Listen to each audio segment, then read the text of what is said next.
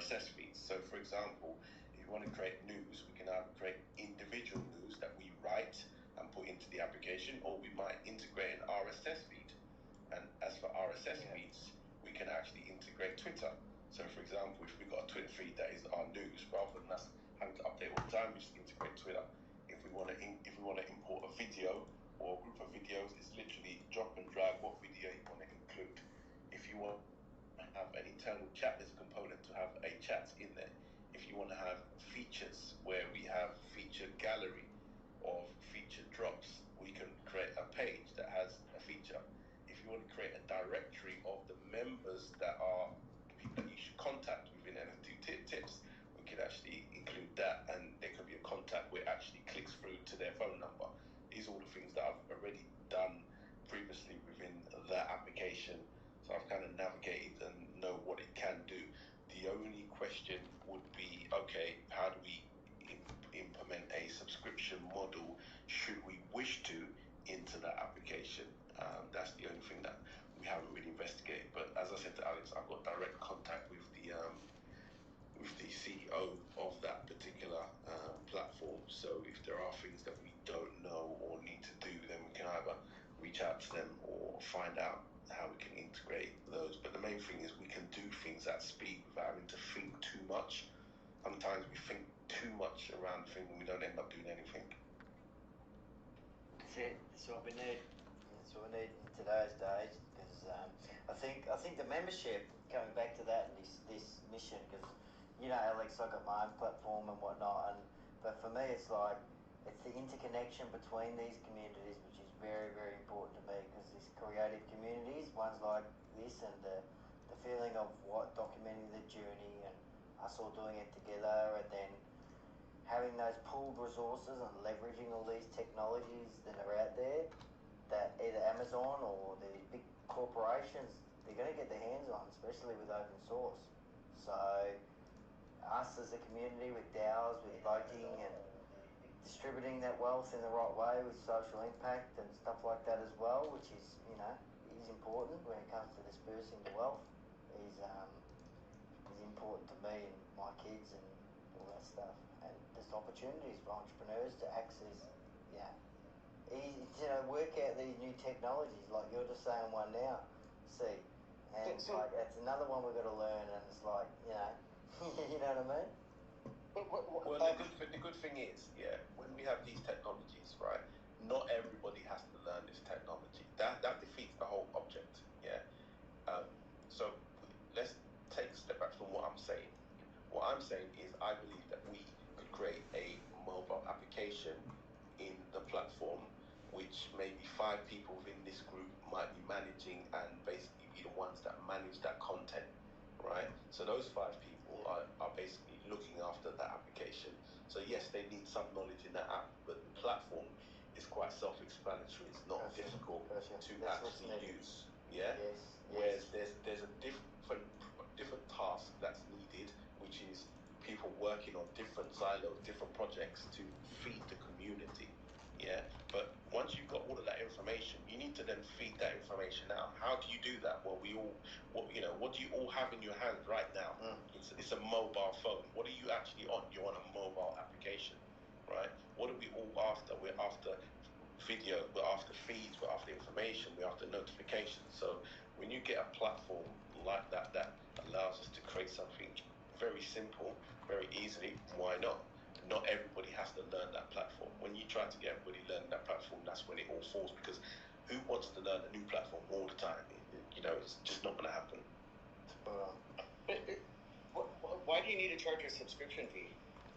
If it's entirely blockchain based, I mean...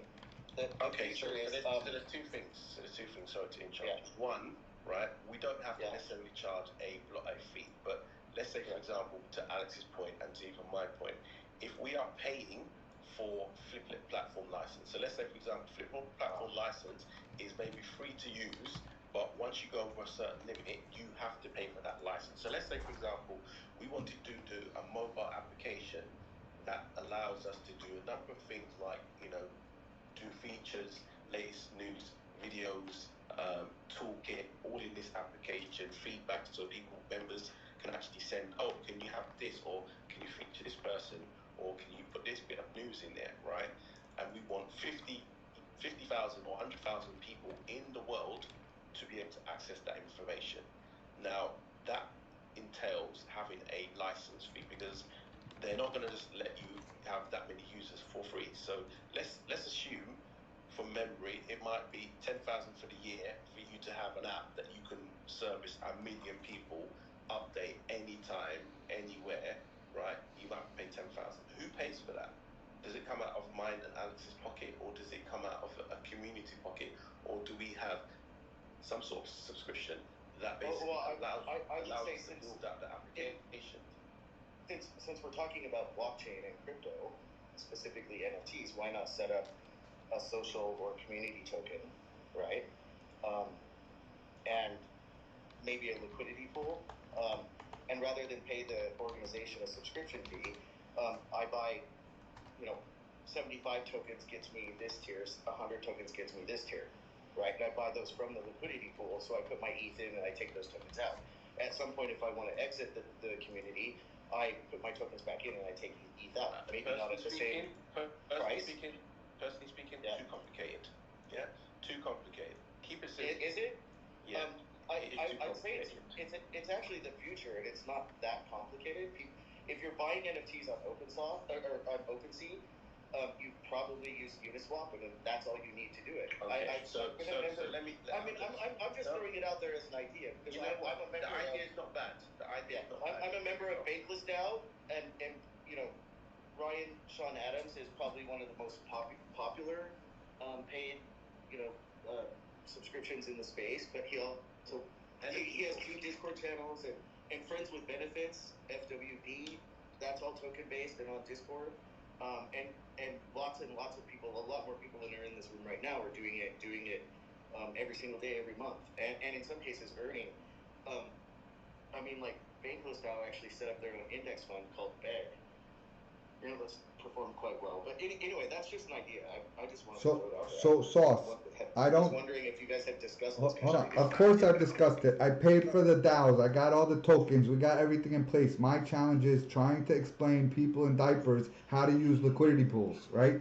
So I believe that there has to be stages, and the app could potentially be the first exposure that they have into the space, and then we can work them and walk them through what it's like to be. Yeah. So you have a general admission area. Oh, okay. You like anybody can get on the Discord server. Certain areas of that you can only get in. Source, please, just for 1 second. I think what we've got to realize is a lot of us in here, right, may have gone through a specific journey. Yeah, and we are quite educated in that journey. But there's a lot of people that are going to be coming into this space know nothing about that. We need to keep things simple. I'm sorry to say it, but when we start talking about liquidity pools, this swap, that swap, blah, blah, blah, people don't even know what NFTs are. We're trying to bring them on board. Having an app gives them that entry to, oh, right, NFT tips. Yeah, true. Okay. What have they got in here? What's new? Oh, look at this. They're showing some artists that they recommend. Oh, they've sent us a communication of, we're having a drop party today. That is the easy entry. Even information to give them videos to watch, etc., etc. That's stuff that you can do without any rocket science. You just do it, get it done. You've got the information. Even with the board that Alex has built, half of that information can now, because it's in a central place, we can now take that and cherry pick the information that goes into the app to feed to the community. Then, if we wanted to, we can say to the community, because we want to keep this app going, buy this token so we can keep going. Yeah, that would be the simplest way to say to the community, right? We have this app, please contribute by buying a token so we can keep feeding it, because the people feeding the application are feeding it out of their work and their time. Now, if they're constantly working on it, they're going to need something. And the license fee, like I said, for that platform, we will have to pay something. Is where we need a subscription. If we get the community to pay in, great, that's fantastic. If we had 20,000 today, then you know what, that's great. We pay for the subscription, we can feed all the information to the app, and then we can do other things. But we haven't got that. So this is why it's important. So I'm not shooting down anything you said, but we need to kind of like take that baby step before we can run and do these other things. Alex, it sounds like this should be an app Yeah, we're working on getting it to be an app. Like I said, it was just an idea. I may back channel. Great idea. Not today, but another time. I'm gonna follow you right now. I think essentially what we'd be looking for is what would be the easiest way to get some sort of funding to, like, let's say, for example, pay for some of these licenses. You know, ideally, it'll be, okay, does the app allow in-app purchasing? So you might have something that says, right, you pay for a monthly subscription or you got a free subscription, and then it opens up specific sections of the app. That would be ideal. Now, can we do that? That's a question that I would need to work out with Alex. And when you normally do a standard app, you could do that. I've done that many times where I've done a program that is not open source, and we've implemented in-app purchasing where you can then open up specific features like we've all seen on any of these apps. Now, is it possible to have it where they can earn a token to get them to the next stage so they can learn something else, or do, like, in my mind? So what you can do, Alex, you can actually put quizzes in there. So I knew you was going to come to that question. So you can actually do quizzes in that particular fliplet. You can actually build out quizzes so they can then fill out those quizzes and take some sort of test at the end of the day as well.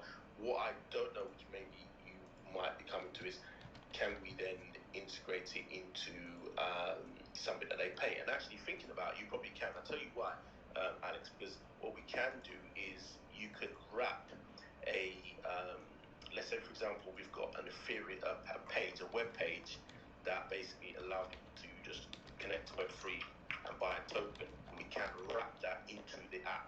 So that's like just basically saying, what web page do you want to link to in the application? And then that's embedded into the application. That may answer one of your questions. And the other question about can they take quizzes, you can build out quizzes and forms in that particular Flipbit container. Because I think if we can make it fun for people who've never been in this space and give them some sort of roadmap that walks them by the hand through a series of events, and they can earn, but then they have to take the leap of faith. They have to redeem something that is a high risk that makes them nervous, and if they fail, they're gonna have to try again and they have to buy another life, just like in a video game. If they were able to, huh? I'll say yes to, got to be careful about that. So there's two ways of doing that, and correct me if I'm on the same wavelength as you.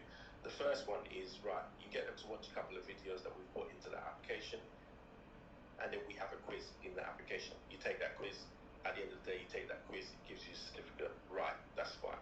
Now the risk part of what you're maybe referring to is you get them to take a quiz, and then you, after that quiz, you get them to then go and buy an NFT on the back of that, and then once they've bought that NFT, they then have to import the image that they've bought to prove that they've done that to get to the next stage. But are people willing to do that is the question. Are we wanting to really push them to that particular thing? Going to your point of taking them through stage one, you learn how to do download and install a MetaMask application, and then your quiz might ask them, what is the place that you need to go and download MetaMask, and they have to fill that in. How many seed phrases do you have to do? Why do you have to store your seed phrases? What is the importance? And they fill out, a multiple choice question.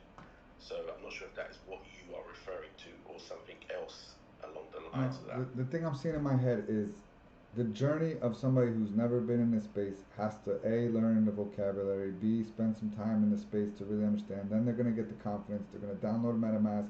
You're going to either get it on a Chrome browser or in a mobile device. Then they're going to have to try to figure out how to buy the ETH. Once they get the ETH into that wallet, then they're going to have to make a purchase to make sure that that wallet has been set up properly and they understand how to even buy an NFT, right? So once they get to that part, if we had you weren't here earlier, but we went over it this morning.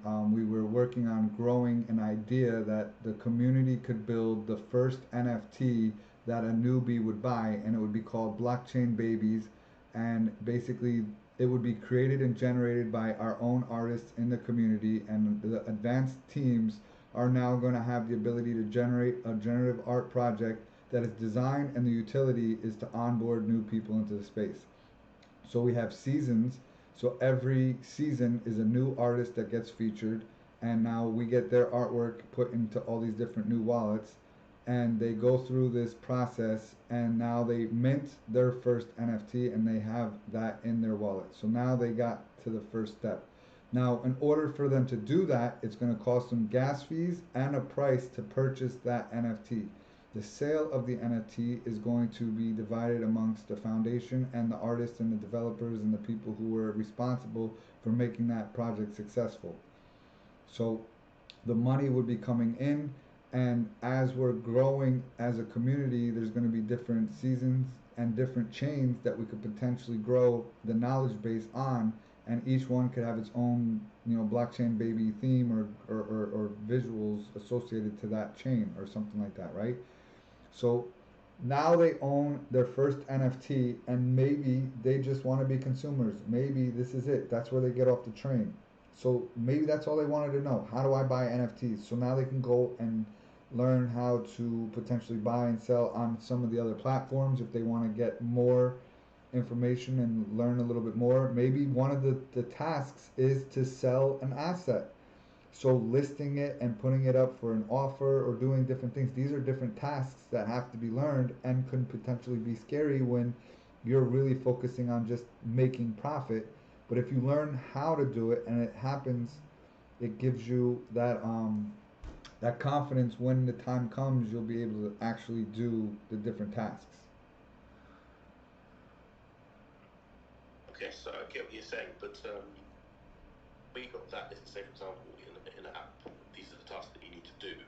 Is there a case of that person just going away,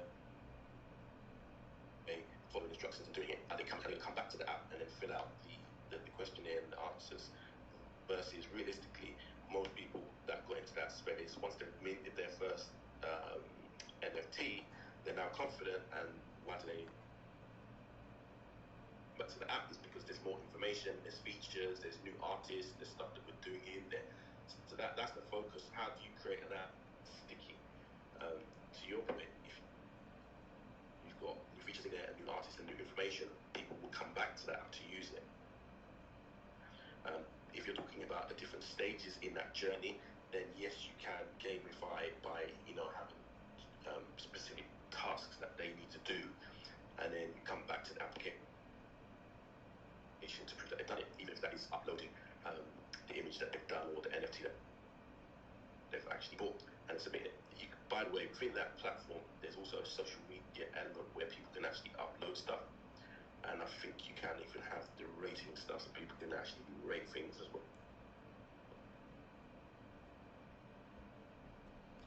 So you're saying that we could potentially have something ready in 24 hours?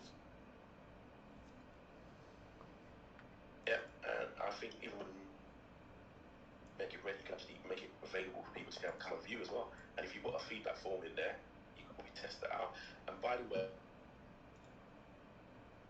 you publish it in two ways. So you can publish a web version straight away, or when you go to publish, you can make web version available for people.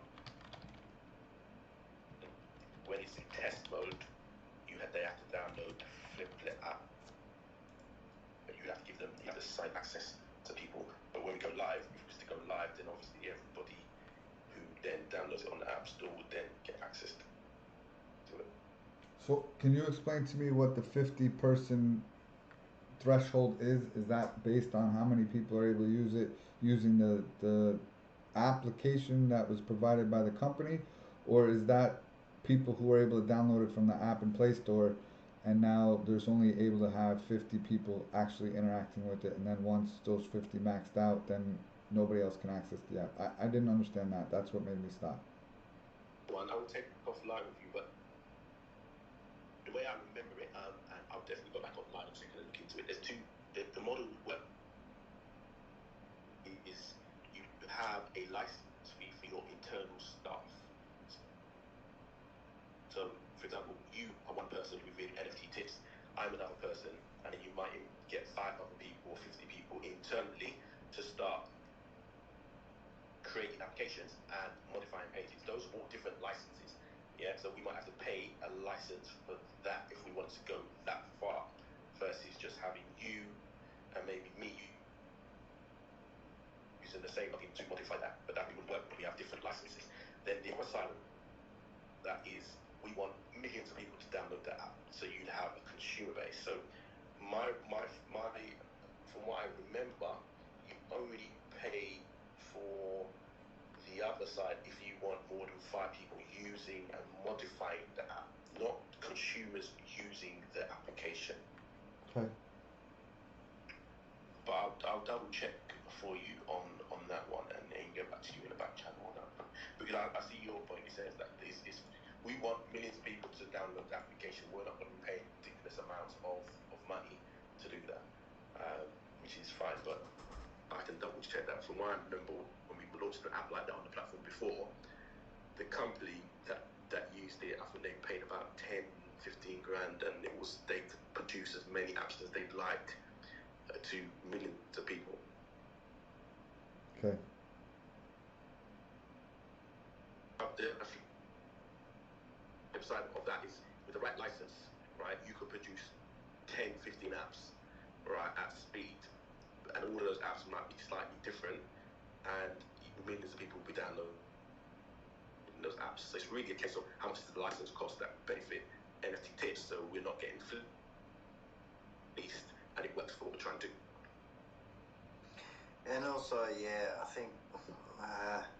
So just on another note, Alex, just imagine now we got a lot of people coming to us for applications, discourse, blah blah blah. We could build out an app for them using the platform, so they have their own application for their drops, rather than Discord is great, but there's probably different things that you probably want to do. That's just one example.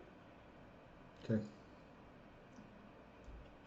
Yeah, I was just going to say, yeah, that's the balance you want to maybe find, Alex, and I think you already know, and I'm hearing what you're saying, see, and it sounds cool, but, in terms of paying all these different companies licenses or building your own, so, what open source sort of, you've logged into what we've created, Alex, and we're just getting started. That's not even 1% of the prototype, and I won't mention it here, but you know what I'm saying? Like, to have somewhere we can house with different groups and feeds and content and all that stuff, with something like the ClickUp project management for just those team members that need that sort of access, that are involved with projects. So that's a bit of food for thought, bro. And I'm going to go to sleep for the night here in Australia. So thanks for everyone. Thank you, Alex. I'll catch you tomorrow, bro. I do. Keep smiling.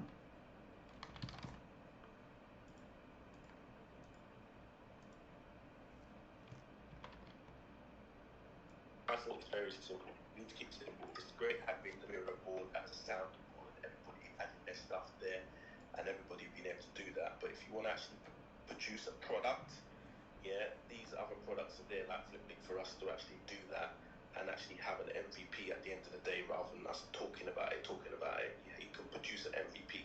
Just like you said, within 24 hours, you can probably have an app and then basically showcase that and get some feedback on it straight away. So let's ask the group, what would be the most important things that you would like to see in an app? What is most important to you? Why would you use an app? The ease of use is a big selling point. The question you're asking, Alex, we need to be careful about how we're asking this question, because we're looking at it in different ways. Some people may be very, very new into this space. So if we're talking about from a newbie, so the first question is, as a newbie, what would you expect to be in an NFT tips app? If I take that question first, what would I expect? I would expect some great videos, some videos of how I could actually, trade an NFT, how I'd mint an NFT. Those would be the basics. I'd want news in there. I'd want a gallery of, some of the great NFTs that are available, that, I'd want to communicate and put some feedback into the application. Those would be some of the things that I would basically just want at the basic level. Then obviously you can get to the advanced level. So that would be my first question, and obviously other people within this meeting, please chime in. This is a question of what would a newbie to NFTs want in an app, like a mobile app? Is that the question? Correct. All right. I would argue that they don't want an app. Like, I don't want an app, but what I do want is a YouTube playlist with vetted sources for things like wallets and Chrome extensions, and just basically a place of truth, if you will, a place I can go back to, and it'll be really clear if I'm going to this step, what are the tools, and then some links to a YouTube playlist to watch those tools. That's what I would want. Excellent. Alex, you can put that in there straight away. You can put that YouTube list within that. Yeah, I got it. Drag and drag, very easy. 5 minutes.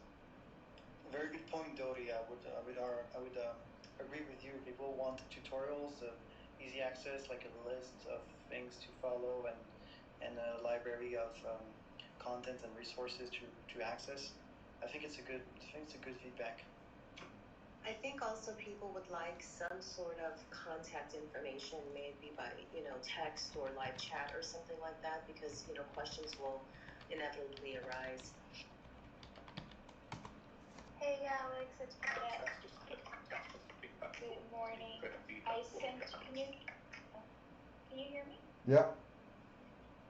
Sent you a back channel message, and what I would like to see in an app is flashcards to learn, sort of like Quizlet or Kahoot, sort of like games that, test my knowledge. Some sort of form that you can fill out by so that with some flashcards as well. Mr. C, your audio is like matrixy. Is your internet stable or is it me? I don't know, because I'm getting a red band every few minutes. I don't get a red band, but yeah, you guys sound staticky. I did wanted to ask. I think the title of the room is streaming on YouTube, streaming to YouTube, but I haven't heard anybody talking about it for a little while. I'm actually doing a stream live on YouTube tomorrow. It's actually going to be a test because we want to do a live streaming for the drop, the 11th of October. So tomorrow we're doing a test, and we want to do live streaming across multiple platforms. So we aim to set up one input, if you will, and then stream it on Discord, Clubhouse, YouTube, Instagram, and Twitter. And so we're going to do all the technical installation and setup tomorrow. So if any of you are interested about this topic, I encourage you to just check out my profile and follow me on Instagram or Twitter, the one you prefer, so you can check out tomorrow our endeavor in this avenue.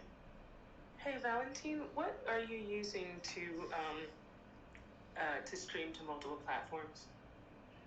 I don't know yet. It's my co-founder, the technical guy. So I will look into it. I mean, I will be able to answer you in back channel if you reach out to me, and we will set up tomorrow. We actually, I think we want to test different solutions. So it's a good question.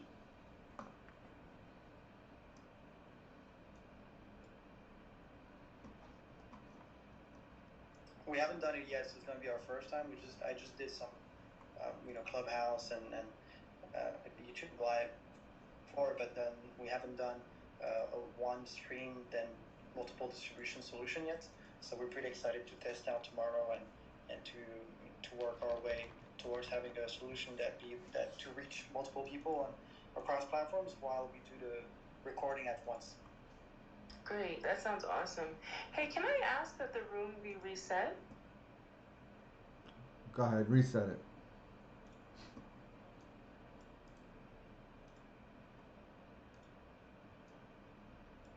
I love Alex.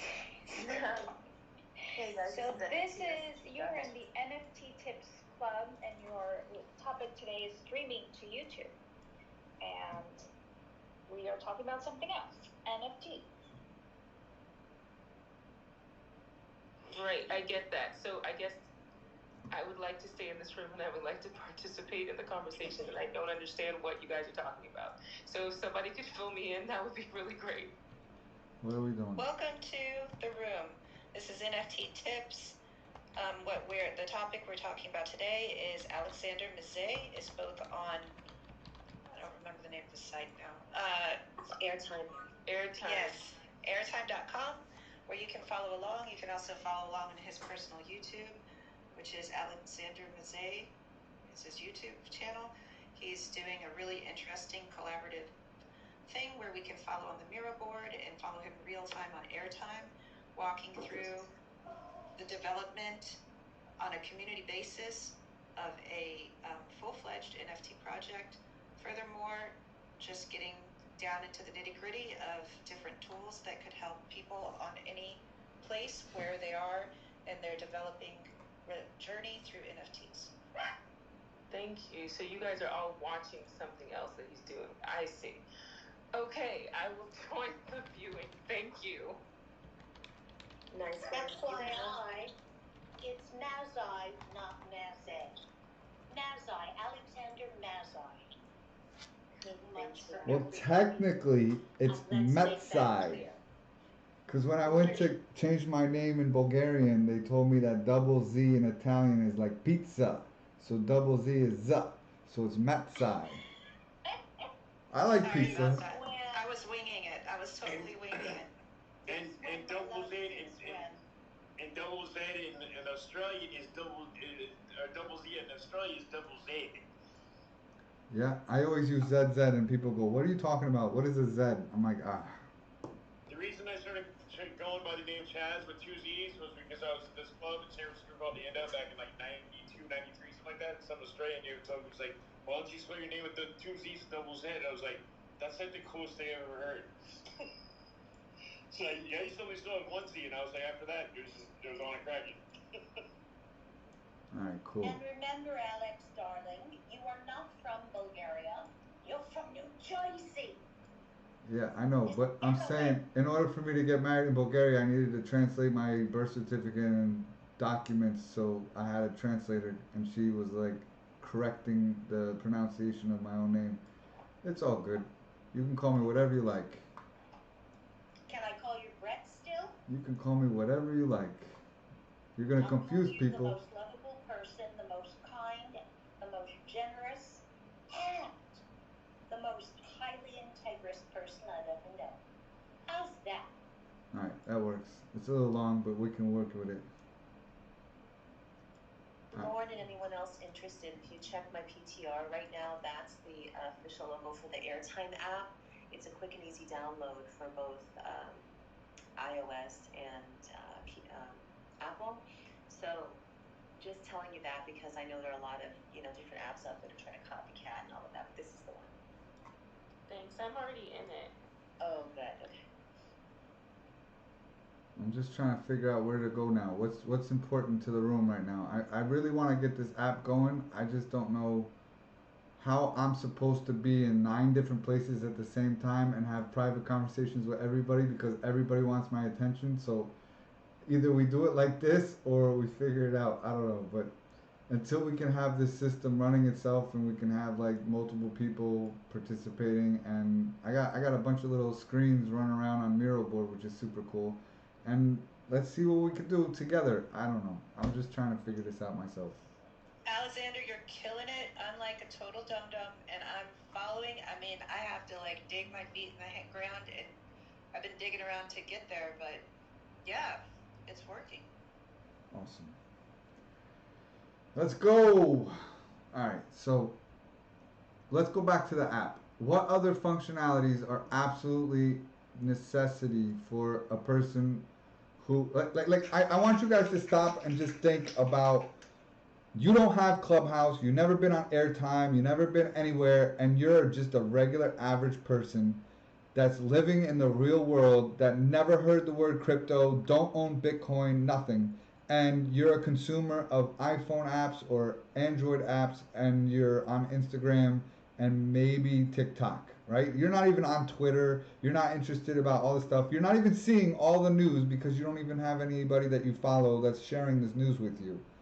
So if we had an app that we can onboard people with, what are the key sections that app would need to be a super success? Technical support. Yeah, I got that one. How about key links to things like OpenSea, etc.? You like different URLs that they need to create accounts on, or people they need to follow even. You know what I mean? Like they may not be interested in Twitter, but for all intent and purpose, they may need to, just the suggested apps they need to download and be a part of, and people to follow. Because there are a lot of Twitter accounts that kind of get some good concise information, so they can just get acclimated to the environment. So now here's the next question: how do we identify who gets put on that list? What qualifies them to be somebody to follow? Why should we suggest to follow this person? Who is it, and why are they important? I'd say definitely people in our community that have proven themselves to be leaders. I don't want to say any people in particular, but there are a few here on Clubhouse and Twitter, etc., that suggest good projects, and they seem pretty vetted to me. But I don't know. That would be better answered by you or someone more senior. I'd like to go back to your earlier question, Alexander, if I may, please. Go ahead. If someone is a rank beginner, someone who has absolutely no idea what's going on, a welcome page that includes a questionnaire, a quiz, an invite that would give them feedback as to where they fit within the community. Are they coming into kindergarten? Are they in middle school? Are they in high school? Are they in a graduate program? Are they ready to teach other people? Okay, so an orientation. Some idea of where you fit tells you what else you need to go to, I think.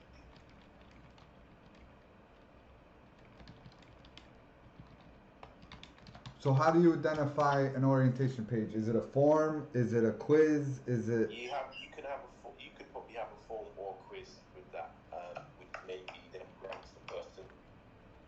I would recommend that the quiz be multiple choice, be funny, so that some of the choices are absolutely ridiculous language, and playful, but multiple choice, because they don't know what they don't know if you're talking about a ranked beginner. And even some of the people further up who have been on the internet, very active accounts on YouTube, on social media of all sorts, you need to be able to just play. And if you introduce play minute one, when one steps onto this, that's the way you set the culture for everybody that joins. So I think a multiple choice, including choices that are perfectly ridiculous, like do you still suck your thumb? Silliness is exactly something to engage people, I think. But getting to know where you fit in this instead of feeling completely overwhelmed by, well, what should I do first? Should I go to this intro? Should I go to this platform? Where do I need to go to learn? I don't know what I need to learn. No, that's what you're talking about if you're talking about ranked beginners. Okay. But it also allows somebody to know, hey, I'm in high school. I really am not in college, even though I thought I was. Does that make sense? I hope so, and I hope this is of some value. Yeah. Orientation. All right, here's something that occurred to me. And this comes from when I was trying to learn JavaScript, React, Redux. That was like my COVID project. Let's go What about disabled persons? Make some sourdough bread. It's like, let's go learn Java React. Okay, there was a YouTube creator. What about who would blind make persons? React in 60 seconds.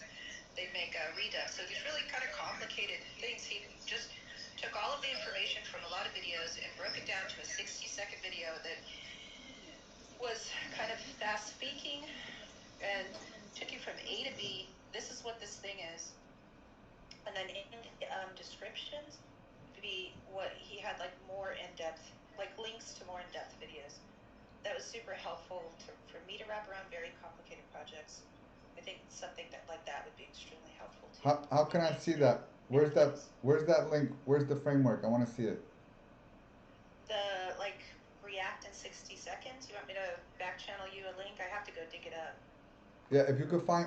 Listen, I know that this is super challenging, but sometimes it's easier to take a framework that already exists, and then we can just adjust the framework because it's a proven model. So once I see how they structured it, I can just say, oh, okay, replace this with this content, and That's we're good to go. brilliant, actually. I think that's, yeah, Yeah, 100%. I like that. I like Yeah, that. okay. That's like bite-sized videos, 60 seconds bite-sized. Because me personally, I don't like watching videos more than 3 minutes. I lose concentration pretty quickly unless it's really engaging. All right, so let's make a Yeah, list of a 1 minute video list. 1 minute videos. What could you learn in 1 minute? Go. Learn what cryptocurrencies exist, or the top 10. You could learn how to download a MetaMask wallet. You could learn what a non-fungible token is. You could learn what are the top 10 NFT websites. You could learn how to secure your crypto. You could learn what wallets exist and how to buy that crypto. What else? What the hell is an NFT? Why does it matter to the future? I think would be. Where it's stored, the blockchain, maybe something just real basic and informative. That's right, and I would like to add how this fits into your life. Are you aware of a metaverse? Have you come and played in a metaverse? Because that's the purpose of being engaged here. Yeah, Building a Metaverse. relationship. Building a relationship with Metaverse. A tour of a couple of Metaverse sites. Get people engaged in that so they understand that the NFT is not just something that sits in your world and doesn't have anything to do but wait until it increases in value, which is an idea that's out there, so that you can resell it. How can you engage with it? How does it affect your life day to day or eventually? Play, and play. So on that point, what is a metaverse in 60 seconds? Where are the metaverses where you can go and play? 60 seconds. Doesn't need to be more than that. What was the last one, Mr. C? Why not be both and more? 60 seconds and mid depth of water and then deep dive. Why limit to just one? Yeah, so in that framework that Dottie was talking about, that 60 seconds is just the bite size, and then you have the extended, go and watch this for more information, or here's some resources if you want more information. And then to that point, like once you get past those metaverse video, 60-second videos, like what is a wearable? How do you change your avatar? Why would you want to change your avatar? Like how do you, like things like that have to do with the metaverse and what happens in it. I don't need an app to teach me none of A that. little bit. I think it would be very helpful, What is like to NFTs? explain the terms related to NFTs. What is a drop? What is gas You fee? just What is want to know minting? everything What about is you. burn Collect your fee? Things like information. that. Because That's all they I want. remember those days when I got here and I was like, what the hell are you guys talking about? So like, just explain the terms would be very helpful. So just on Andressa's point, maybe you could have the top 10 things to know about NFTs and the acronyms and their meanings. Seconds, maybe either you do a 60 seconds on each one, or you do a top 10 in a minute and you explain each one. We might have to do a 60-second on each one for minting, or maybe, as you said, the top 10. These are the terms: minting, drops, NFTs in that 60 seconds. So let me ask you this. Does this video series, from the format that you had it, was it created by one entity, meaning one face, one voice, or was it a group of people from different communities all gathering information and sharing that 1 minute video in their voice? So I went and I went through my bookmarks to find out. It was called Fireship. So it looks like it was a group that created them, but it was always like this one voice. It was a very good, moving very quickly, much like how I am talking right now. And they were very precise about like at these time points, this is what we're talking about, and then you can see it in the description. You can like branch out from there. So and I'm just looking at the videos now. It would be like 10 seconds, give an overview of this is what you're learning about, and then it was just a fast run through the primary information that's like the key information that you need. So it went more into vocabulary. backed up by visuals. I'm sending you some of the links. One of the rules that stuck out of my head was GitHub. I don't know how many people use GitHub, but when you're first introduced, it seems like some abstract thing that aliens are using. So the fact that they got me from, I have no idea what anybody is talking about with GitHub, and in 100 seconds, I was like, okay, I'm ready to go and start digging in and learning GitHub was pretty impressive. So I'll back channel you that link as well. Okay, awesome.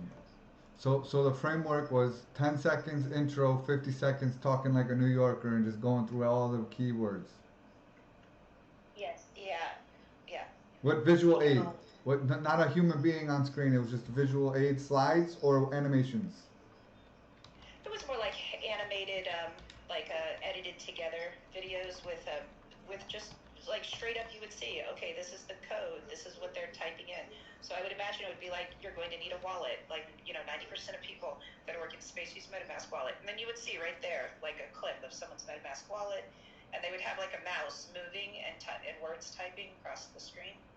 Okay. So it was almost like this is what you're going to see when you're doing GitHub, but made it an interesting edited video format. Alex, I'll take it one step further. I would say, just to your question, I wouldn't just keep to one person doing it. Maybe two, maybe an English, and also maybe in two common languages as well, so you capture the full breadth. Well, this is the vision that I had a long time ago, and it's called discipleship.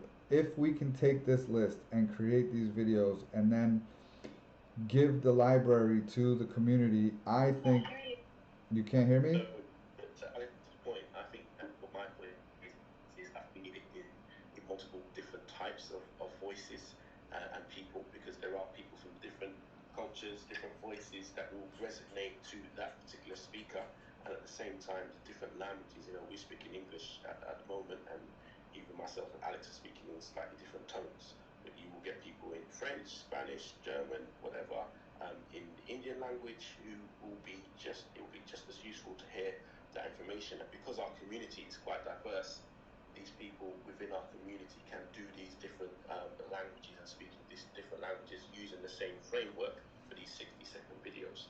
Well, the thing I was trying to say before my internet was cutting out, if we can understand that all this information is important and all of us have a different perspective and community that we've cultivated through our social networks, if we can take this library and then it becomes open source where people could just record their voice over and redo the video, and now it's their identity and it's them sharing it, now it just becomes something that becomes theirs, and their audience feels like you onboarded them. So that's just another extension to what's possible if we want to work as a collective. Really, Alex, I love that. Definitely love that. And that goes to the point of, when people are trying to do NFT drops, but they haven't really onboarded their community, because their community wants to see them talking about it. But what happens is they just don't drop their.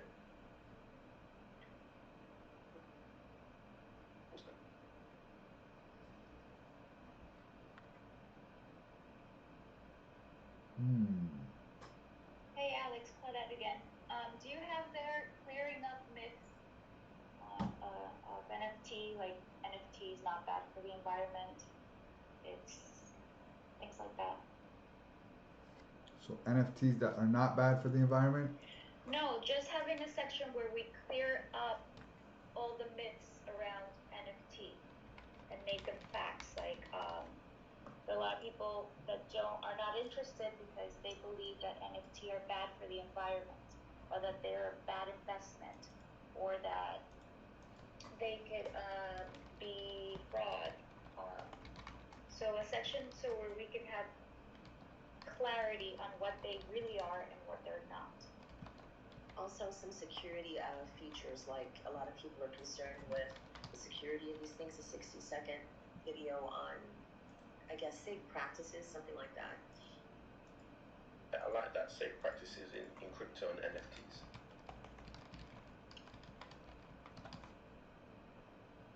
To protect your wallet, how to protect your seed phrase. What is your seed phrase?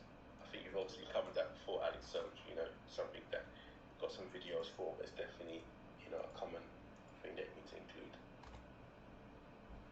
Alex, it sounds like you're doing a hackathon right now, you know. I don't know what I'm doing. I'm just being me, doing what I do. I don't know. I'm trying to solve these problems, and it's hard to do it when you're all stuck in your head. So if I share what's in my head with the whole world, maybe we could find solutions that we could change it.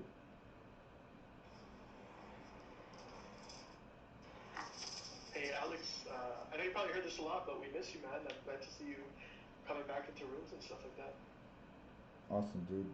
Nice to see you too.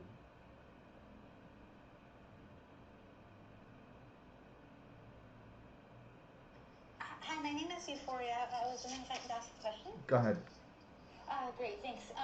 So I wanted to, I came in this room because I've been following what you guys are doing, and I love the education piece very, very much.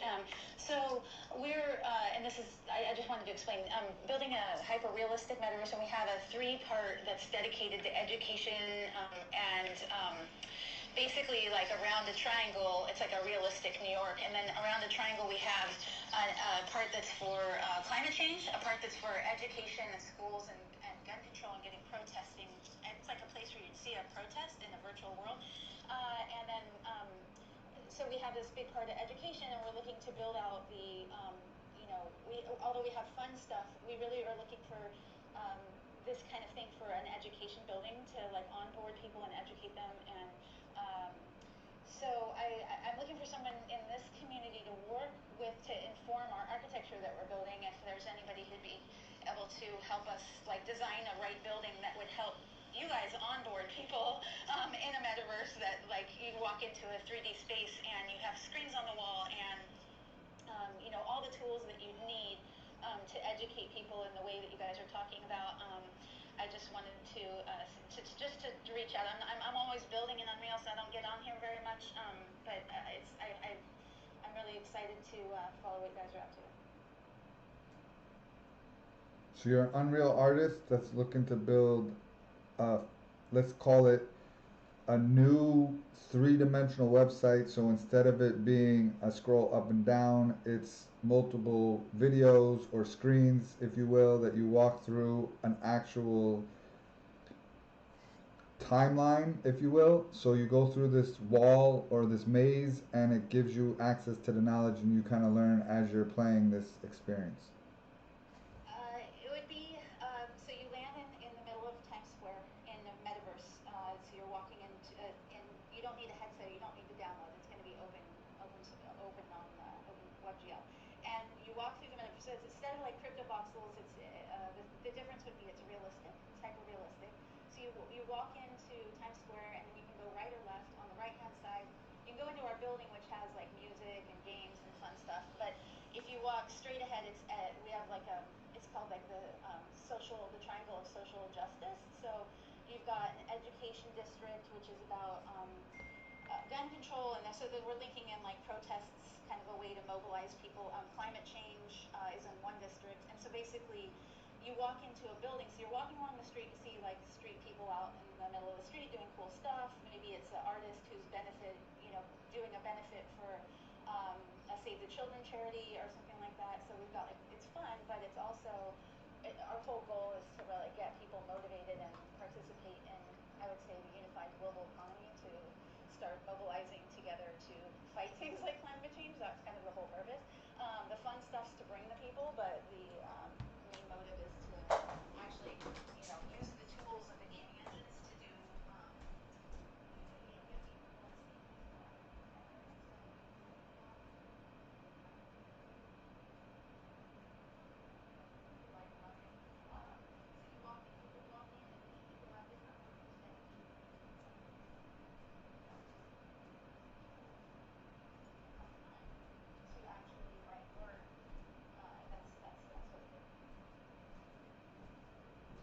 Sounds interesting. I like it.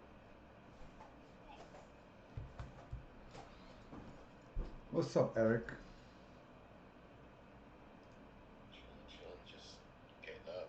I'm gonna be surrounded by some of my favorite people. Let's go. So, let's see what we got.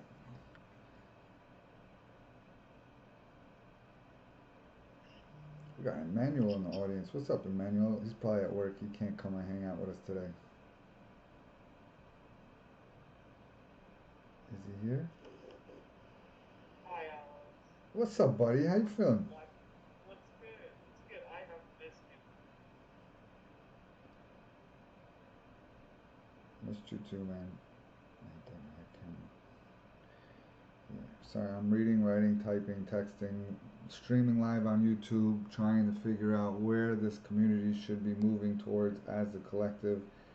We have a mural board now that is now a collective consciousness of everybody that's in this space. Everybody's invited to come in here and share. Yeah, that's where we're at right now. Is there anybody in this community that can help me build a mural board like this mural board for my project? But why don't we build it in this mural board so people could see what goes into it, so then you can help other people while we're building it. Okay, that makes sense. So let's start there. What is your project?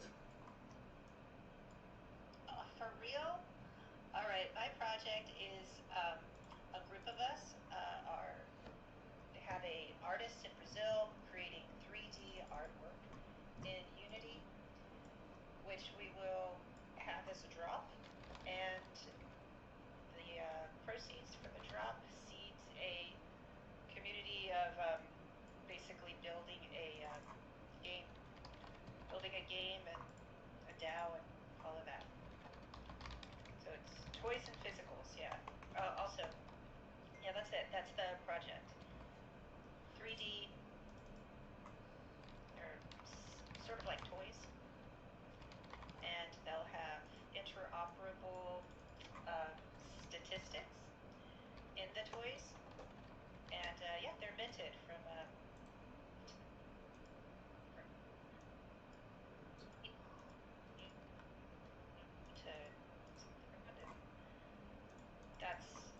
I know I'm explaining this terribly, so I just want to thank everyone for very kindly listening to it.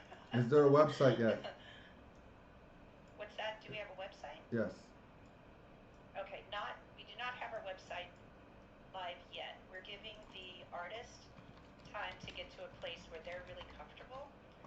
We have coded our website minus pertinent information that still needs to be worked out, like roadmap, and how the art's going to be hosted, which we want the artist to have a really big part in. So we're just letting him get to a point where he's happy with his work product, and then he can start giving more instruction as far as the assets, so he's represented well on the website. But the website's basically the wireframe's done. All of that stuff is done. It's a React app. It's ready to go live as soon as we get the vision from the artist to finalize things. Do you have a Discord? Not yet. Why? Okay. Yes, we have a Discord. It's secret right now. We have a super secret Discord at this point. Why is it secret?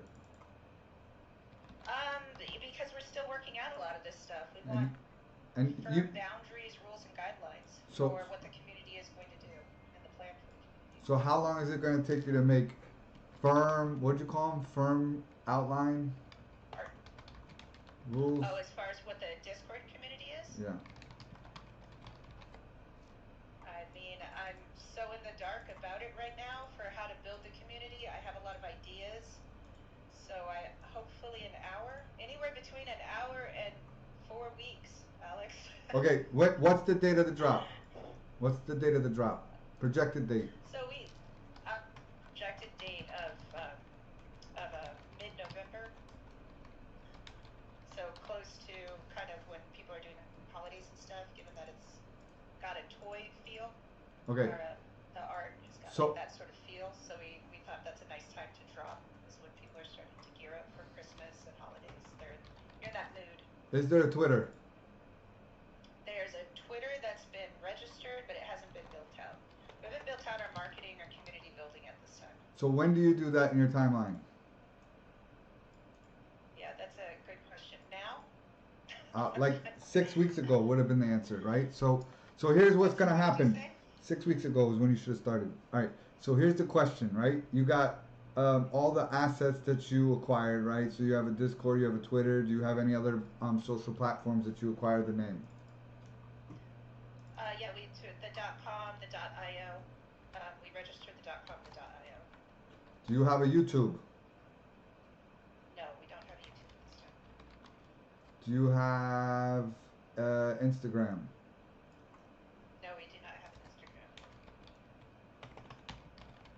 Do you have any other social properties?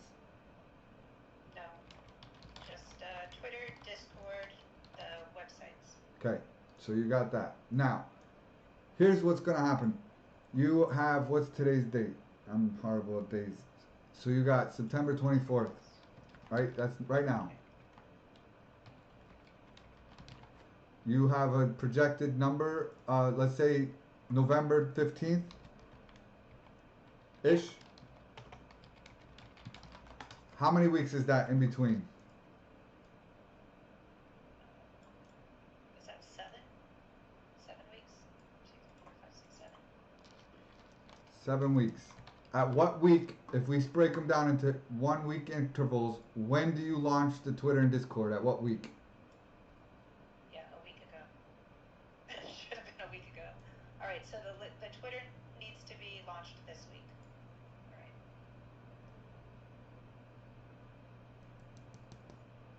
Do you understand why?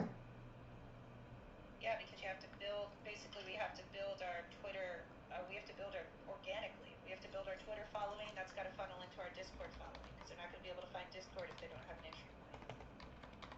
So you're telling me? Is that correct? I mean, that was my guess. I may not know why. No, I'm just asking questions, and it's up to us to discover what the answer is. But you're saying Twitter comes first, in your point of view, and then they go from Twitter to Discord, right? Yeah, because the shareability in Twitter and like I believe so. The what do you call that?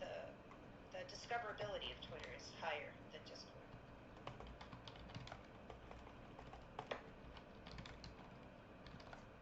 All right. So now, do you have anything, like, what is your unique selling opportunity? Why do people care about this project?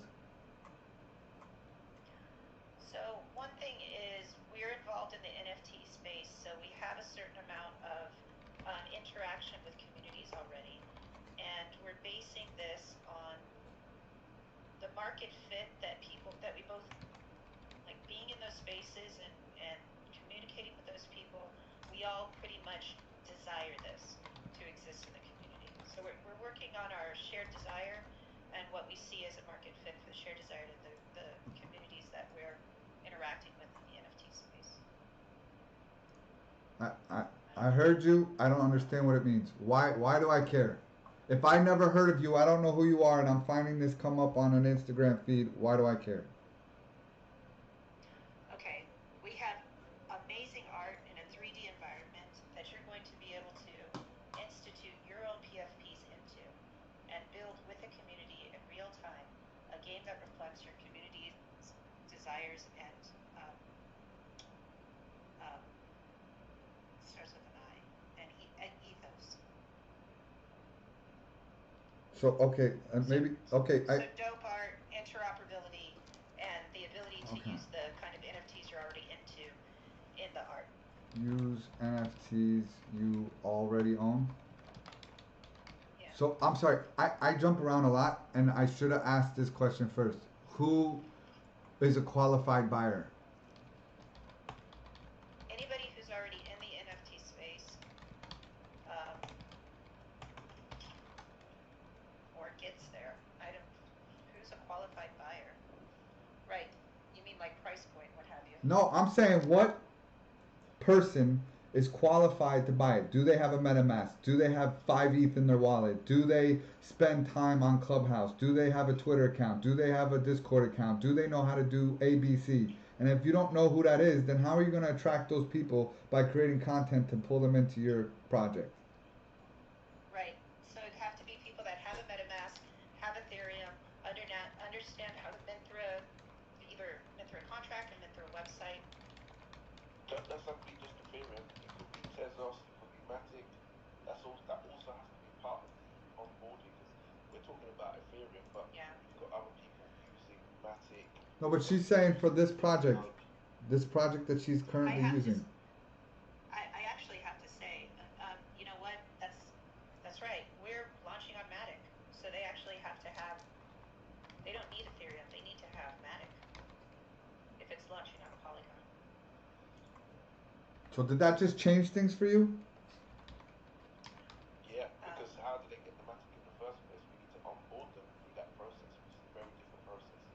No, but I'm trying to find qualified buyers for her project right now, right? So I asked her what qualities or things do they need to be able to do or have in order to even buy into her 3D dope art. And I don't even like here's the thing. How can if I never heard about this project in 3 or 4 words, if I had to tell my friend, what would I tell him to get him to be like, yo, I need to check this art out, or I need to check this project out? You'd say it's like Rock'em Sock'em Robots, but in dope art in the metaverse. So that's the closest thing that you gave me in a visual in my head. Rock'em Sock'em. Yeah, you know the Rock'em Sock'em Robots? I When do. we were all kids? I don't know how old you guys are. Yeah, so imagine Rock'em Sock'em Robots with super dope art in the metaverse. Yeah, I know, right? I'm right there with you guys. Right there with you. Christmas morning. Isn't that an assumption? So, Dottie, my question to you is: have you even done your own video snippet to say, right, guys, we're releasing this project. It's going to be fantastic. It's going to be like blah blah blah. This is how you're going to go and get our project. No. That's the first answer. Yeah, you're doing your own onboarding video. If there's anybody that knows how to do videos, back channel me. This is error. I know how to do videos. I'm gonna do it right now. But you could be doing your own videos on your phone. Yeah, it doesn't always have to be this glorified professional video, right? You can do simple videos on your phone, but sometimes people want to see the authentic person behind it. Yeah, and it's not always great, not saying that you can't do a professional video great, but sometimes people just want to see you or the person on the project team behind that speaking about it in a natural, authentic way. I agree. Okay.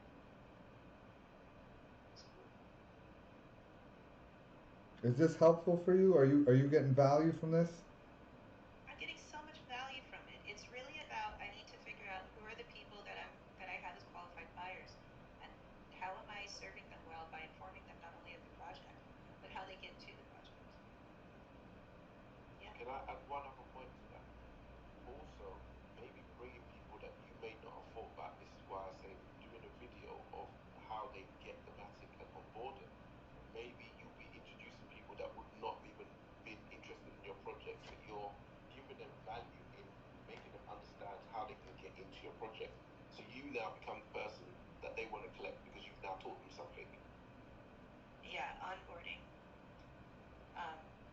So I could create onboarding content for people. Correct. And then by giving them that value, when they're onboarding, they're looking to like, what am I doing in the space? And finding a way to my project, if that's what they want, if that's what where they find value ultimately. Yeah, and more importantly, if it's of value, they're going to send people to your video again, because even if they don't buy your project, they're going to send other people. Oh, look, I've got Matic, and this is how I got it. Go watch this video. Yeah. Okay.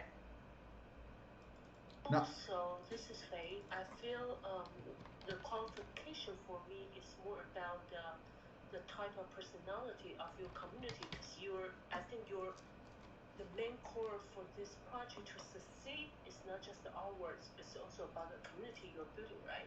And you mentioned it's community about gaming.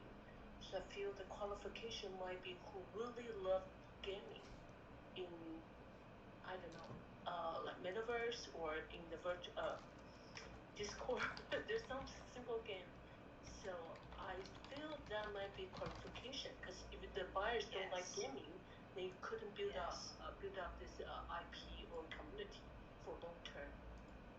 But also, if you want to do gaming, you need to have a good investment, because a developer for the game and the sustain and marketing and you need an office to do the gaming business model. That I learned from other professionals, because especially in the blockchain or how the space about, like you say, like NFT, Clubhouse, the more like it's a competition of gaming, because everyone's doing the gaming. So get a sandbox and other like crypto Basel, etc. And you Do you know the roadmap of the like other metaverse? So that would be the qualification. So also in terms of gaming, there's so many gaming. So what kind of gaming you're looking for? If you haven't got a sandbox yet, then you might have to much more investment for that. Consider the previous adopter. So I will say this is the group loves games, like we're lifetime gamers, and we do own Sandbox Land at this time. I will say that our project, what we seek to do is something more like Loot, where by creating, it's like we really like the idea of Loot, but the entry point that it's built to is difficult, as well as there's not quite enough there. So it's more like the concept of Loot, of like giving people balanced statistics built into dope art, and then burgeoning a game, a community-focused game around it is something that we'd really like. So at this point, that's,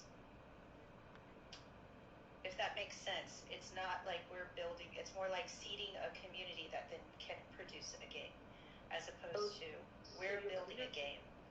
So your community will be full of developers, so that might be the qualification to define your project, right? Yes, we want developers. And I think developers are really picky because all the community want developers. Because all the gamification project, developers, they create their own project. Why they want to contribute to your project? This might be the question because I'm not sure. I just feel that's kind of logic, right? Yeah, that's a very logical question. Like if we're building that community, we want a community of developers. Yeah, that's a big thing. I have that written all through how I want to build a community. It says I want builders. The idea is we're moving through this beautiful place called the Metaverse, and it should be ethical. It should be like we're building something that we want for our children. So I think that starts with community. We need builders. That's the truth. That's who we want to be the buyers. Challenging. It's very challenging. Yeah, unless the major team are like a top leader or very cool, like very cool, very high-end developers. I'm not. Let me tell you guys, Dottie from Delaware is not. I'm not Dominic Hoffman. Okay, that's a very good question. Definitely, there are a lot of community projects that also focus on gaming, and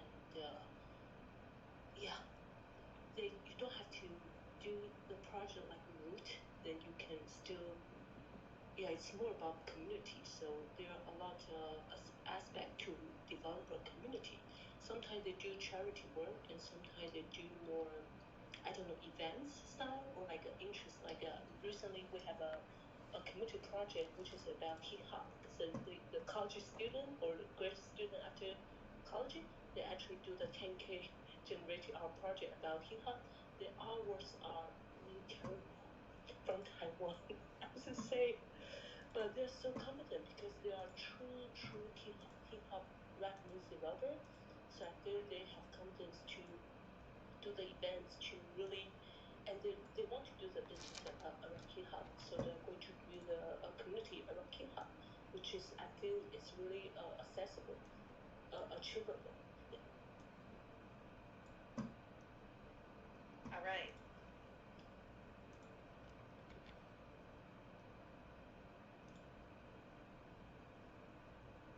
I hope they don't follow me to here.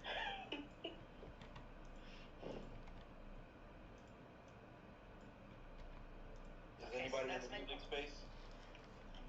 Yes. Thank you. There's a couple I just of us. want to thank everyone really quick. Yeah, I make VJ loops. What's up, Doug? I say I make VJ loops. Like I work with musicians, make little animations. Oh yeah. Like what 2D, 3D? What kind of animations? I can do both, but generally I use 3D. You know, actually, I think Douglas, you can talk about your game idea here. Oh, can I do my pitch? All right. About the gaming, because we're talking about gaming right now. Yeah. To develop a very interesting game. Yeah, so tonight is my Genesis drop. I'm dropping 12 pieces, and I've designed it into a game. And the game is basically pitting the auction method versus the mint 10,000, like at a reasonable price. And I'm just trying to basically get the community come together and kind of experience something together in this game. So my loops are very tight loops, maybe 1 second to 3 second long. And when you buy the NFT, you get the file for the video, and you can play them in the background while you listen to music or anything like that. I've tried to make them as affordable as possible, so they're at 0.02 ETH. And as a community, on the one side of the race, as a community, the next NFT will unlock once the first NFT reaches 50 sales. And then that'll keep happening until the last NFT, and then the last NFT will be free for all of the community. And then the other side of the race is I minted 10 of the 5 monochrome loops I have. I gifted half of them to the people in the community, and then I'm selling the other half. And those auctions are starting at 0.02 ETH. And the one person that collects all 5 of them, the first person to collect all 5 of them, will be gifted the rarest of the whole collection, which is the one of one error cube. And you can see all the designs if you go to my Instagram and if you go to my pinned tweet on Twitter. And we're doing a drop party. So the drop is at 11 Eastern, 8 Pacific, and the drop party will start 30 minutes before. And yeah, I'd love to have you all out. Check it out if you like my work. I've been getting a lot of great reception, amazing support. Faye was one of the people who's really championed this thing, as well as Joseph and Eric. And I've been just trying to do rooms all day yesterday and today. So I'd love to have you all come out and check out my tweet to see the room for the drop party. If anyone has any questions, please let me know. Douglas, I have a question. You actually mentioned just earlier about you are actually trying to make a comparison between 2 different business model, a generative art model in the space. One, can you just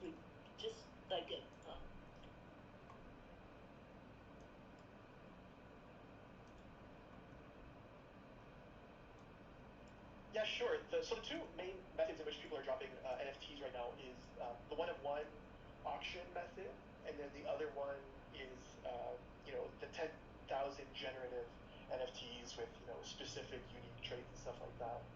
And I'm just trying to find an alternative that I think both of those economically leave value on the floor. I think what I'm doing is I'm selling them for an affordable price, and whatever doesn't sell at the end of 3 months, I'm going to burn the excess, so that helps with the scarcity mechanic. And yeah, I want to find an alternate method for especially young up-and-coming artists, because I want my pieces to be in everybody's wallet. That's why I'm making them super affordable. I would love to be, that matters more to me than the bottom line. So that's what I'm experimenting with. I've kind of built a drop to be almost a critique of the 2 methods that are going on. And yeah. So for this drop, you have 2 types going at the same time. One is you have several one-on-one, but you also have several. It's multiple pieces. Is that what you mean? Yeah. So of the colored, half of them are monochrome and half of them have color. But the ones that have color, those will be in. I minted 10,000 of each of them, and so. I see, but I feel you probably need to do some more gamification upfront to make people realize it's like a social experiment among NFT space, right? How people adopting or choose your NFT. So I think you have to do more upfront for that. So it will be more interesting to as an experiment in the space. Yeah, I definitely want this to be kind of it's an experimental drop. I'd love to see more experimental drops. I also don't want to make it too crazy technical. If you just like my art, yeah, like they'll be unlocked as time goes on. So please, you know, if your only interest is to just buy some NFTs, please come for that reason as well. I love the idea, but yeah, let me think about it. Hopefully, before your drop party tomorrow, we can think of something more interesting. Yeah, so it's tomorrow for Faye, but it's tonight for everyone in America, North America. 11 Eastern, 8 Pacific is the drop, and like you said, half an hour before we'll do the drop party. Hey Dougie, this is Jen Joy. How are you? Hi Jen, good. How are you? I'm good. I just want to commend you for like taking it on and giving it a go and kind of figuring out your own niche and how you can explore this. I think it's a good introductory project for you. My question, yeah, and I enjoyed kind of investigating, you know, how you were figuring out your mechanic and everything. And I think I agree with you. Like more people need to be exploring these things, and I think a lot of people are just modeling what they see. And so I really enjoy, you know, where there's more experimentation. I think that's awesome. I mean, obviously people want to make money, so I get that part. But my question for you is, who in this space have inspired you, and like which players are you looking at as far as you said you're exploring this and experimenting with this approach and trying different things. So I wondered if you could talk about who the folks are that you really enjoyed and why you enjoyed it, and then like how that is informing your choices for this particular project. I mean, yeah, first and foremost is people. I'm a VJ, which is a video jockey. If you guys have ever been to a concert that has visuals, whoever, you know, operates the video playback and stuff like that, that's what I did, you know, before events totally got canceled and stuff like that. So when I started, it was definitely people, because he just posted all of his stuff online for free, these like really high quality loops, and I just use those nonstop. And actually, the story behind these particular loops is in 2018 I got to meet people, and I saw his talk about his everyday, and he's done.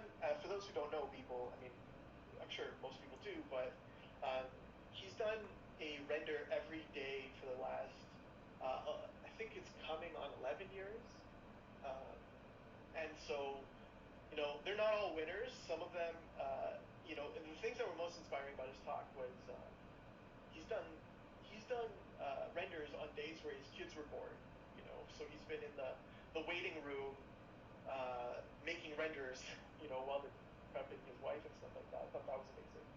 And then the two big inspirations for the actual drop itself were Blau did a really interesting drop where he released some to the community for $300, and then he did an auction for one. So I was like, wow, like these things can be really like layered and multidimensional. And then Mad Dog did something where he sold a bunch of them, and then if you traded what you bought, you have to trade 5 of them, I think, then he would give you an extra rare one. And so he kind of made like destruction into a mechanic, and I thought that was interesting. And so I kind of wanted to do the flip side, make creation mechanic. So that's where, you know, people who, once you buy all of one type, then it unlocks the next one. And so, I don't know, I haven't seen much else other than those two, to be honest, but so those would have to be the biggest inspiration. So thanks for the question.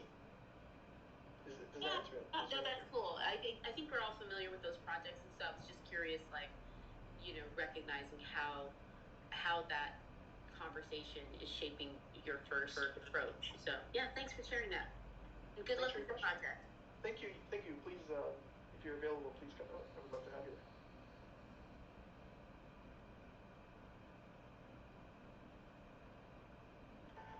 there. Yo, if anyone wants, I can play a song in a bit. How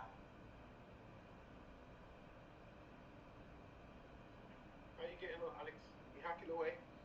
Yeah, I just helped Dot start creating the area for where she needs help. So if you guys want to come and help support her and the board, I kind of set her up. She wanted a board, we set her up, We walked her through all the different steps that I would ask going into a project and give people a little bit of an experience so they can understand some of the thoughts that need to take place before releasing a project. I think there's a lot of really awesome people in the community, and we can all work together to kind of figure out what these different roadmaps look like from a strategy standpoint and offer that information to the community so we can, not struggle as much. What do you think about the whitelist strategy, Alex? Whitelist being a strategy where people may have, let's say for example, you have 1,000 or maybe even 10,000 copies of stuff in your project or collection, and you invite the first 100 people to be on that whitelist versus just opening it up. What's your thoughts on that? My thoughts on a whitelist is I think it's important to create a group of people who are your super fans, your believers, the people who are going to be your cheerleaders. And when you have the opportunity for people to feel special and privileged because they were there early, the people who win are the people who are early, right? So by having a group of people who are guaranteed to get assets, and then the momentum of this thing just drives so much tension that they could have been an early adopter and not even been able to acquire an asset because the bots and other things are taking place that make it really difficult for people to even acquire the assets. So rewarding people for participating and showing loyalty to the project, I think, is an awesome gamified addition to every project.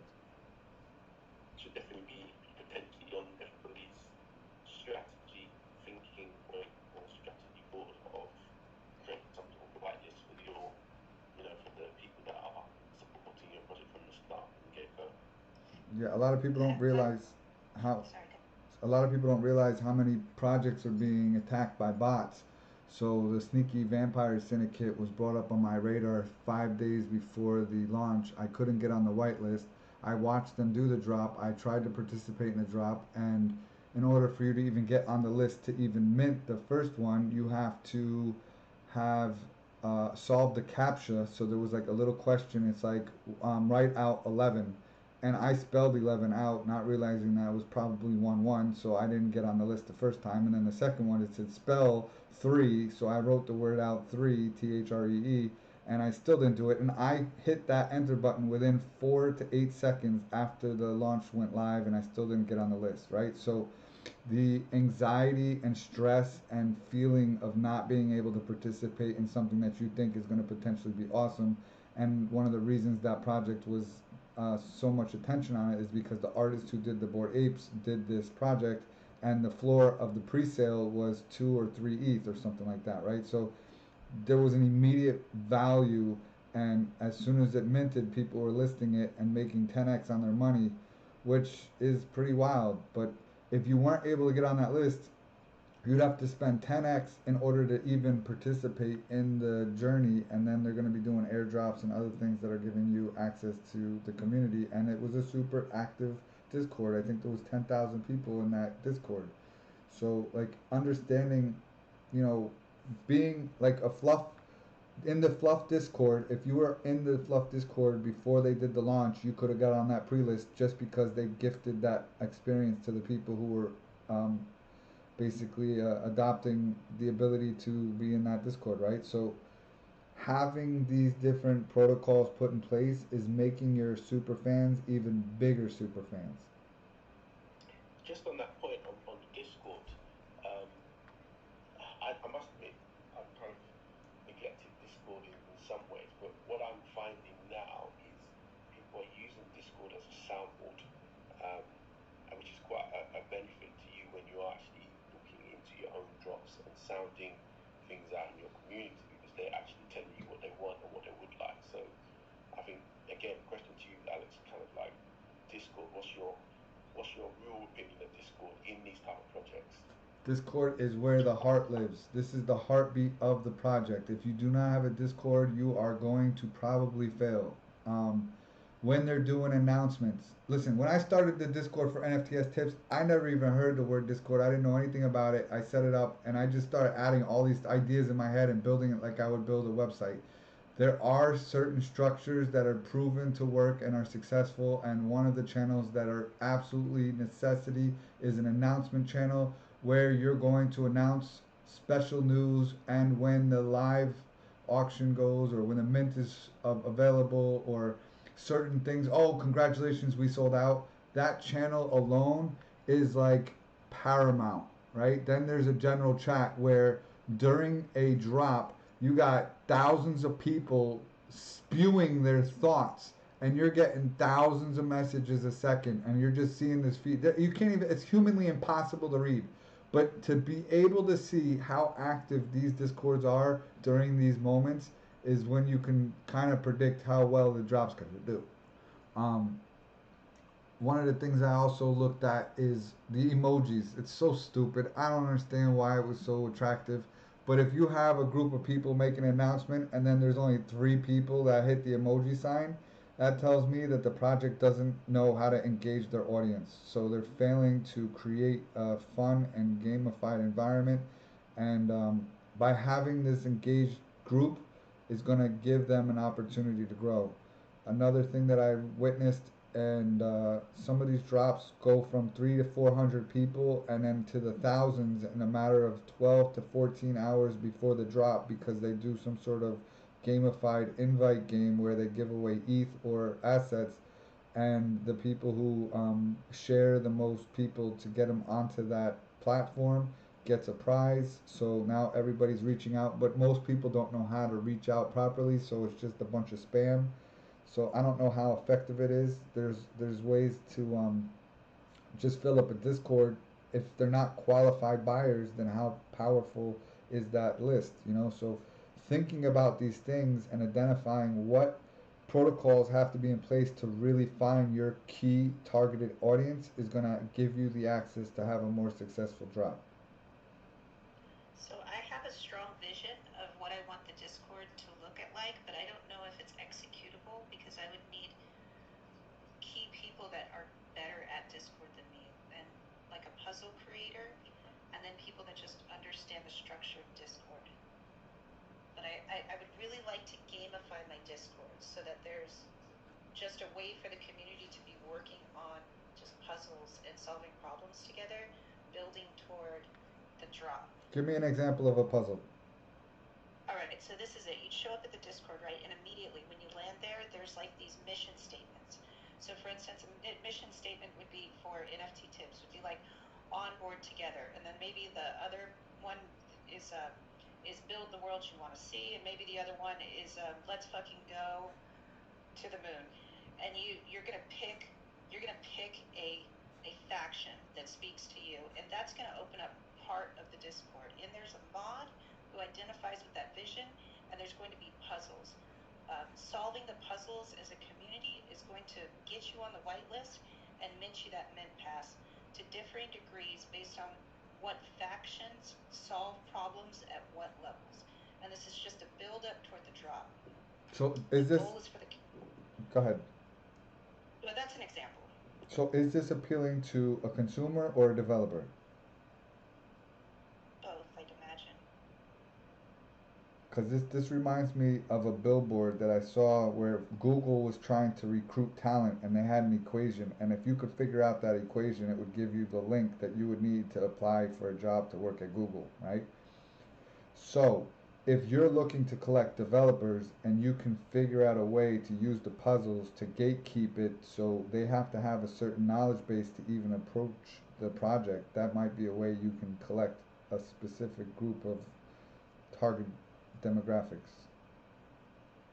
I also like the idea of like maybe one of the puzzles being that in order for you to mint, it's going to search, the contract's going to search and see if you own any other NFTs, and then you can't mint the pass.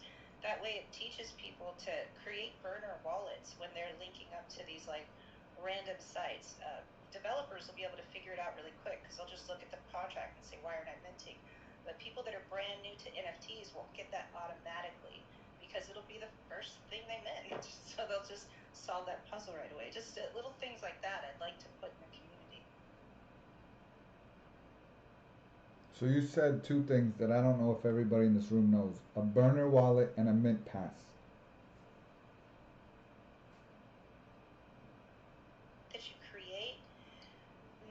because you just kind of want a jar. You want to separate your assets and all of your like kind of major things on a hot wallet, which is to say a wallet that's on a cloud and therefore accessible by any outward influences or attackers. And you're going to create this hot wallet separate from your major assets, and just basically you're going to onboard onto that wallet whatever you need to achieve, whether that's verifying to a community that you belong there, or if it's trying to mint something, so you have to verify ownership of something, but it's not your main wallet. It's a hot wallet that you've separated from yourself to give yourself that extra level of security. So let me just ask you this, because I don't know if I've separated. I know what you're saying. It makes a lot of sense. I have like probably 100 wallets already, but is this the process? When you open up MetaMask and you click, I can do it right now and show people who are watching the live stream still so they can see what I'm saying. If I go into MetaMask and I click on this thing, it's going to give me a password. I put in my password,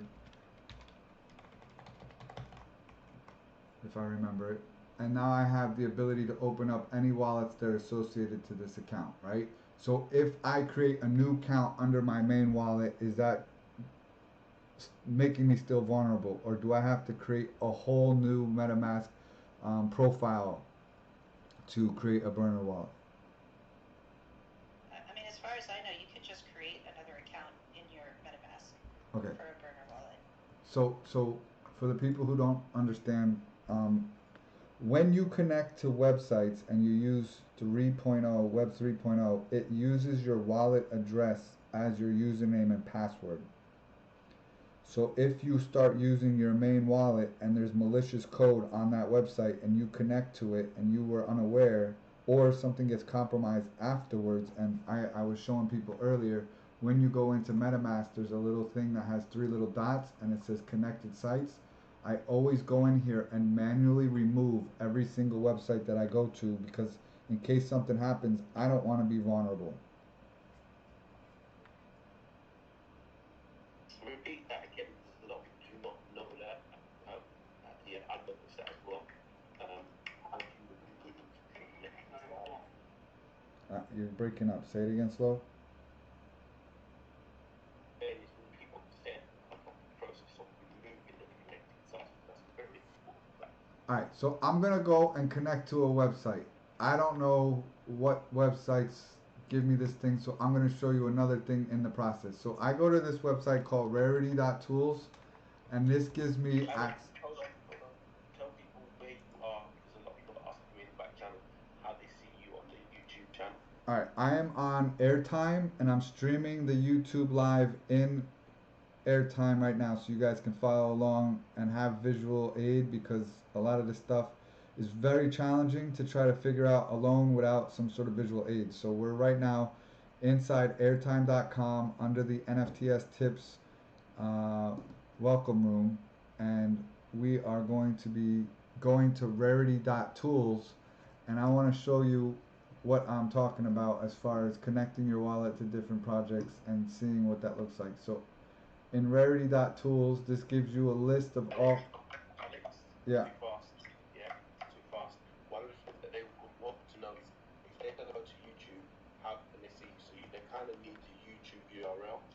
The YouTube URL is my name, Alexander Mazai, on YouTube, and then you just find the link where it says I'm live on the homepage of my profile.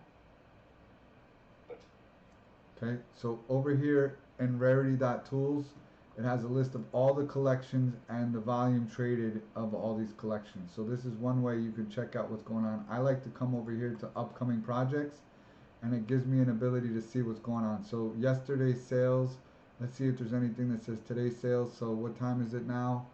It is 12:46. 12:46. There's a sale going on right now, 1 o'clock. So let's click on this, and we can go to this area, and it says there's 13 minutes, and it's launching in 13 minutes. Oh my God, what do we do? Oh, this is so exciting. Let's take a look. So we got a roadmap, we got some facts, we got some information of who the developers are. This is another area that's important. One of the things that I look for right away are these logos right here. Instagram, not Instagram, Twitter, Discord, and OpenSea. So these are like paramount. There's a minting page right here. So you can hit the minting page. It says join the Discord. I don't know what I'm going to try to buy. It won't let me buy because the time limit hasn't gone. So let's see how popular this project is. So we're looking at this project. It's got 4,956 people. Let's take a look. They made 42 tweets. They have a link to their Discord and a link to the website.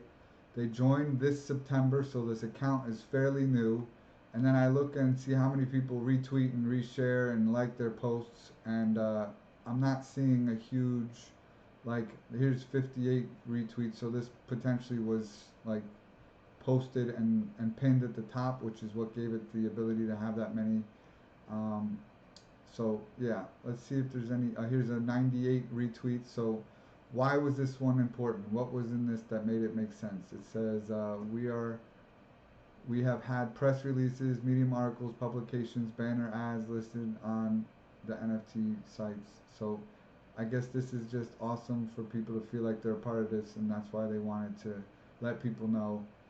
Okay, so let's go to their Discord. I'm not going to actually open the Discord because my Discord is absolutely full, but this link will give us an idea of approximately how many people are in the Discord. 2,600 people. So if it is true that it came from, let's join it anyway, why not?